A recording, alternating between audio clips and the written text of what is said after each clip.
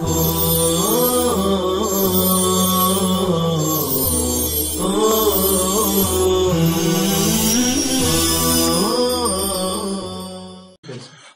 باللہ من الشیطان الرجیم بسم اللہ الرحمن الرحیم وَإِذَا مَا أُنزِلَتْ سُورَةٌ فِيهَا ذِكْرُهُمْ وَقَرَأَ النَّبِيُّ نَظَرَ بَعْضُهُمْ إِلَى بَعْضٍ يُرِيدُونَ الْحَرْبَ يَقُولُونَ هَلْ يَرَاكُمْ مِنْ أَحَدٍ إِذَا قُمْتُمْ فَإِنْ لَمْ يَرَهُ أَحَدٌ قَامُوا وَإِلَّا ثَبَتُوا ثُمَّ انصَرَفُوا عَلَى كُفْرِهِمْ صَرَفَ اللَّهُ قُلُوبَهُمْ عَنِ الْهُدَى بِأَنَّهُمْ قَوْمٌ لَا يَفْقَهُونَ الْحَقَّ لِعَدْمِ تَدَبُّرِهِمْ۔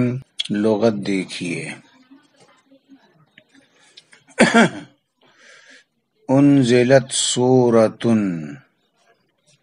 نظر بعضهم، نظر ینظر نظرا، باب نصر سے دیکھنا، هل یراکم من احد، یرا، رآ یرا رویتن، باب فتح سے، اس کے معنی بھی دیکھنا، من احدن، احد لفظاً مجرور ہے من کی وجہ سے، لیکن محلاً یہ مرفوع ہے یرا کا فاعل ہونے کی وجہ سے۔ ثم انصرفوا، انصرفوا، انصرف ینصرف انصراف، باب انفعال سے، پھر جانا، لوٹ جانا۔ صرف اللہ قلوبہم، صرف یصرف، صرفاً، اس کے معنی پھیرنا، بِأَنَّهُمْ قَوْمٌ لَا يَفْقَهُونَ، لا یفقہون فعل مضارع صیغہ جمع مذکر غائب، فقیہ یفقہ فقاہۃً، سمجھنا۔ ترجمہ دیکھیے، اور جب کوئی صورت ایسی نازل ہوتی ہے کہ جس میں ان کا تذکرہ ہوتا ہے اور اس کو نبی پاک صلی اللہ علیہ وسلم پڑھ کر سناتے ہیں تو بعض منافقین بعض کی طرف بھاگنے کے ارادے سے دیکھتے ہیں اور یہ ایک دوسرے سے پوچھتے ہیں کہ کیا تم کو مسلمانوں میں سے کوئی دیکھ تو نہیں رہا ہے جب تم بھاگنا چاہتے ہو؟ پس اگر ان کو کوئی نہیں دیکھتا تو وہ بھاگ جاتے، ورنہ تو بیٹھے رہ جاتے، پھر بعد میں وہ بھاگ جاتے، یعنی اپنے کفر پر لوٹ جاتے۔ اللہ تعالیٰ ہی نے ان کے دلوں کو پھیر دیا ہے ہدایت سے،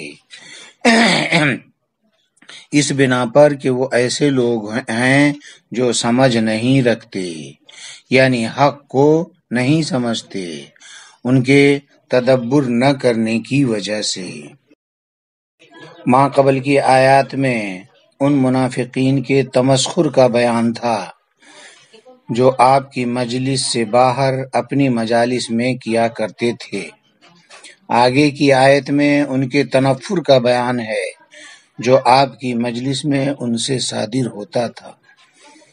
مفسر علام نے فیہا ذکرہم فرما کر اور وقرأ النبی فرما کر گزشتہ آیات اور ان آیات کے درمیان اسی فرق کو بیان کیا ہے کہ پہلی آیت اس صورت پر محمول ہے کہ منافقین مجلس نبوی میں موجود نہیں ہوں، اور اگلی آیات اس صورت پر محمول ہے کہ منافقین مجلس نبوی میں موجود ہوں اور آپ ان کے سامنے آیات پڑھ کر سناتے ہوں جن میں ان کی فضیحت و رسوائی کا چرچا ہو۔ تو پہلی صورت میں تمسخر کا اظہار اور دوسری صورت میں تنفر کا اظہار کرتے ہیں۔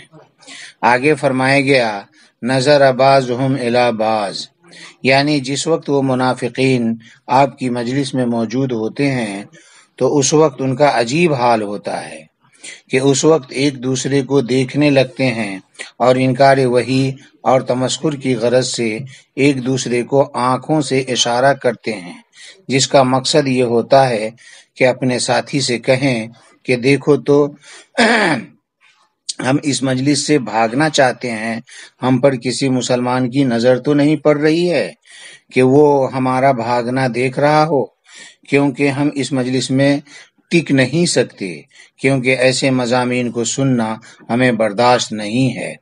نیز ہنسی بھی آ رہی ہے جو ہم سے بے قابو ہے، کہیں اس کے ظہور سے ان کے درمیان رسوائی کا سامنا نہ کرنا پڑے، اس لیے ہمارا اس مجلس سے چلا جانا ہی مناسب ہے۔ آگے فرمایا گیا حل یراکم من احد، اس سے پہلے یقولون فرما کر اس بات کی طرف اشارہ کیا گیا کہ حل یراکم پورا جملہ یقولون فعل مقدر کا معمول ہے۔ مطلب یہ ہے کہ منافقین ایک دوسرے سے پوچھتے ہیں کہ مسلمانوں میں سے کوئی دیکھتا تو نہیں ہے، یعنی اگر نہیں دیکھتا ہے تو مجلس سے کھسک جاؤ، اور اگر کوئی مسلمان تم کو دیکھتا ہے تو تھوڑی دیر اور صبر کرو، جب مسلمان غافل ہو جائیں گے تب اٹھ کر چل دیں گے۔ پھر جب دیکھتے ہیں کہ کوئی مسلمان نہیں دیکھ رہا ہے تو آپ کی مجلس سے پھر جاتے ہیں، یعنی چلے جاتے ہیں۔ یہاں ثم انصرفوا کا عطف نظر بعضهم پر ہو رہا ہے، کیونکہ بعض کا دیکھنا پہلے ہوتا ہے اور بھاگنا بعد میں ہوتا ہے، جبکہ مومنین کا ان کی طرف دیکھنا نہ پایا جاتا ہو۔ صرف اللہ قلوبہم عن الہدی، یہ یا تو ان منافقوں کے لیے بد دعا ہے یا پھر ان کے قلوب کو حق یا مجلس سے پھیر دیے جانے کی خبر ہے، اس میں دونوں احتمال ہے، یعنی یہ کیا پھرے، اللہ ہی نے ان کا دل ایمان سے پھیر دیا۔ وجہ یہ ہے کہ یہ لوگ بے سمجھ ہیں کہ اپنے نفع سے فرار اختیار کرتے ہیں اور حق و باطل اور نفع و ضرر کو سمجھتے ہی نہیں ہیں۔ آگے عبارت دیکھیے، لقد جاءکم رسول من انفسکم ای منکم محمد صلی اللہ علیہ وسلم عزیز شدید علیہ ما عنتم ای عنتکم مشقتکم ولقاؤکم المکروہ حریص علیکم ان تہتدوا بالمؤمنین رؤوف شدید الرحمہ رحیم یرید لهم الخیر فإن تولوا عن الإیمان بک فقل حسبی کافی اللہ لا الہ الا هو علیہ توکلت بہ وثقت لا بغیرہ وهو رب العرش الکرسی العظیم خصہ بالذکر لأنه اعظم المخلوقات۔ روى الحاکم فی المستدرک عن ابی ابن کعب قال آخر آیت نزلت لقد جاءکم رسول الی آخر السورہ۔ لغات دیکھیے، عزیز پیارا، سخت،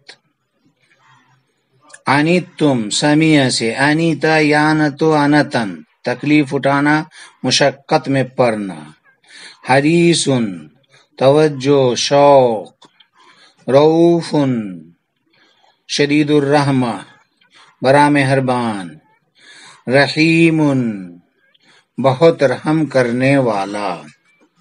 فَإِن تَوَلَّوْا فعل ماضی صیغہ جمع مذکر غائب، تولا یتولا تولین باب تفاعل سے، اس کے معنی اعراض کرنا۔ توکلت توکل یتوکل توکلا باب تفاعل سے، بھروسہ کرنا۔ ترجمہ، تحقیق کہ تمہارے پاس تمہاری ہی جنس سے ایک رسول آیا، یعنی تمہیں میں سے، جو وہ محمد صلی اللہ علیہ وسلم ہیں، جن پر تمہاری مشقت مشقت مشکل ہے، یعنی تمہارا مشقت میں پڑنا اور تم کو کوئی تکلیف دہ چیز پہنچنا بھاری پڑتا ہے، گراں معلوم ہوتا ہے۔ حریص علیکم ان تہتدوا، تمہاری ہدایت کے بڑے شوقین اور خواہش مند ہیں، مومنوں پر بڑے مہربان نہایت رحم کرنے والے ہیں، ان کے لیے خیر کا ارادہ رکھتے ہیں۔ پس اگر وہ لوگ آپ پر ایمان لانے سے اعراض کریں تو آپ کہہ دیجئے کہ میرے لیے اللہ کافی ہے، اللہ کے علاوہ کوئی معبود نہیں، اسی پر میں بھروسہ کرتا ہوں، نہ کہ اس کے غیر پر، اور وہ رب عرش عظیم کا مالک ہے، یعنی کرسی کا۔ اس کو خاص طور پر ذکر کیا جانا اس لیے ہے کہ وہ تمام مخلوقات میں سب سے بڑی مخلوق ہے۔ حاکم نے مستدرک میں ابی بن کعب سے روایت کیا ہے کہ انہوں نے فرمایا کہ سب سے اخیر میں نازل ہونے والی آیت لقد جاءکم رسول ہے، آخر سورت تک۔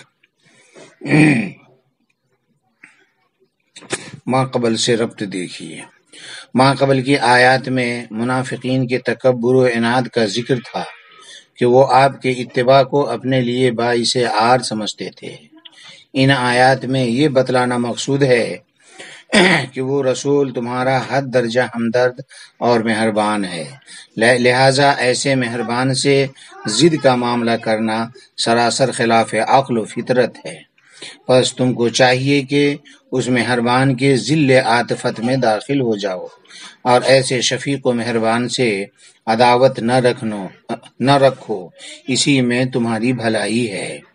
چنانچہ فرمایا گیا لقد جاءکم رسول من انفسکم اے منکم، کہ اے لوگو تمہارے پاس ایک ایسے پیغمبر تشریف لائے جو تمہاری ہی جنس میں سے ہیں، یعنی محمد صلی اللہ علیہ وسلم۔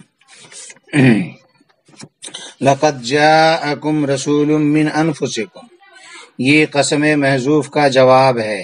اے وعزتی وجلالی لقد جاءکم من انفسکم، مخاطب عرب کے لوگ ہیں۔ بقول حضرت ابن عباس رضی اللہ تعالیٰ عنہ، عرب کے ہر قبیلے سے آپ کا نسبی تعلق کسی نہ کسی اعتبار سے ضرور تھا، اسی لیے من انفسکم فرمایا گیا۔ ای جاءکم رسول من اشرافکم و ارفعکم قدرا۔ حدیث شریف میں ہے کہ ان اللہ اصطفیٰ کنانہ من ولد اسماعیل واصطفیٰ قریشا من کنانہ واصطفیٰ بنی ہاشم من قریش واصطفانی من بنی ہاشم فانا خیار من خیارکم۔ اللہ تعالیٰ نے اولاً قبیلہ بنو کنانہ کا انتخاب فرمایا اولاد اسماعیل میں سے، اور بنو کنانہ میں سے قبیلہ قریش کا انتخاب فرمایا، اور قریش سے بنو ہاشم کا، اور بنو ہاشم سے میرا انتخاب فرمایا، تو میں خیار من خیار ہوں، یعنی منتخب شدہ میں سے منتخب شدہ ہوں۔ آگے فرمایا گیا عزیز علیہ ما عنتم، یہاں عزیز خبر مقدم اور ما عنتم مبتدا مؤخر ہے۔ ما عنتم میں ما موصولہ، عنتم صلہ، ضمیر محذوف ہے۔ اے الذی عنتموہ عزیز علیہ۔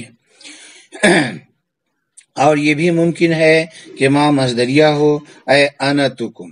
مفسر علام نے انتکم فرما کر اسی طرف اشارہ کیا ہے، یعنی ان پر تمہارا کسی مشقت میں پڑنا اور تم کو کسی طرح کی تکلیف کا پہنچنا بہت دشوار اور مشکل ہوتا ہے۔ وہ تمہاری بد انجامی اور تم کو عذاب میں پھنسنے سے ڈرتے ہیں اور خوف کرتے ہیں اور چاہتے ہیں کہ تم کو کوئی ضرر نہ پہنچے۔ آگے فرمایا گیا حریص علیکم اے علی ہدایتکم، اسی کی طرف ان تہتدوا سے مفسر علام نے اشارہ فرمایا ہے کہ یہاں مضاف محذوف ہے، صاحب بیضاوی نے فرمایا الا ایمانکم و صلاح شانکم، معلوم ہوا کہ یہاں مضاف محذوف ہے، مطلب یہ ہے کہ تمہاری ہدایت و منفعت کے بڑے حریص ہیں۔ یہ حالت تو آپ کی عام ہے سب کے لیے، اور ایمان والوں کے ساتھ آپ کی خاص حالت یہ ہے کہ آپ ان پر بڑے ہی شفیق اور مہربان ہیں، جس کو اللہ نے وَبِالْمُؤْمِنِينَ رَءُوفٌ شدید الرحمہ رحیم یرید لہم الخیر کے ذریعے بیان فرمایا ہے۔